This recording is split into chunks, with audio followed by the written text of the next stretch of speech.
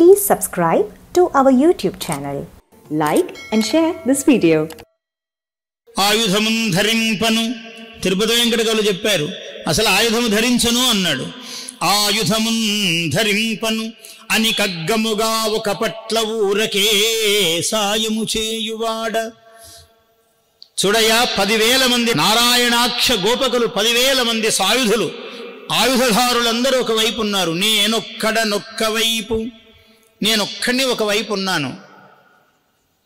చూసుకో, జాగ్రత్తగా కోరుకో అర్జున. సహాయమిర్వురుం చెందుటపాడి, ఇద్దరూ సహాయం పొందదగిన వాళ్లే, కానీ జాగ్రత్తగా కోరుకో. మరి నన్ను కోరుకుంటావా? ఆ ఆయుధము ధరింపను, నేను ఆయుధం పట్టుకోను. అని కగ్గముగా ఒక పట్ల ఊరకే సాయము చేయువాడ. ఊరికే రథం మీద కూర్చొని సహాయం చేస్తాను, ఏదైనా ఆలోచన చెప్తూ ఉంటా అక్కడ కూర్చొని. సాయము చేయువాడ పెలుసన్నను పిమ్మట ఎగ్గులాడినందో ఇలియొగ్గుదున్. నిజము తొల్త వచించితి కోరుకొమ్ము నీకే యది ఇష్టమో కడమయీతని పాలగు పాండునందన. నువ్వు ఇష్టమైనది కోరుకో, జాగ్రత్త వహించు సుమా. నేను ఆయుధము ధరించను, కేవలం సహాయం చేసేవాడిని, చూసుకో జాగ్రత్త అన్నాడు. దుర్యోధనుడు హడలిపోతున్నాడు. వీడెక్కడ 10,000 మందిని నారాయణాక్ష గోపకులను కోరుకుంటాడో అని. ఎంత మరి పోతలను జీర్ణించుకోకపోతే తిరుపతి వెంకటకవులు అట్లాంటి పద్యాలు ఎట్లా రాస్తారు? నందకుమార యుద్ధమున నారథమందు వసింపుమయ్య మధ్యందిన భానుమండల విధంబున నీదగు కల్మిజేసి నాస్యందన ముప్పుగా కరిపు సంతతి తేజము తప్పుగాక నీవెందును ఆయుధమ్ము దరిజేరమికి ఒప్పుదుగాక కేశవ. స్వామి, నువ్వేవో ఆయుధం పెట్టుకోవద్దు, నువ్వు ఉంటే చాలు అక్కడ.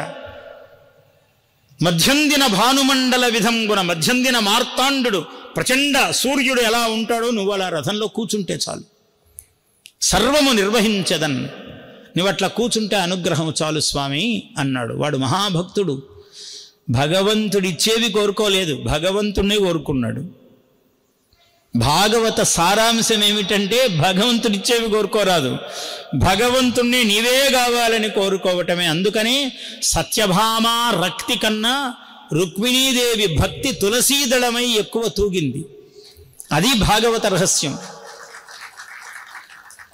ఒక తులసీదళముతో తూచగలిగినది ఆమె భక్తి. అమేయము, అమేయం అంటే కొలవలేనిది, ఇంత అని కొలవలేనిది.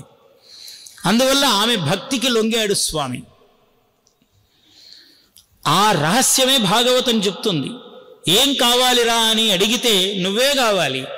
అసలు ఆయన ఇచ్చే సంపదలు ఆయనలోనే ఉన్నాయి కదా, ఆయనే ఉంటే ఇంకేమి, అన్నీ ఉన్నట్టే.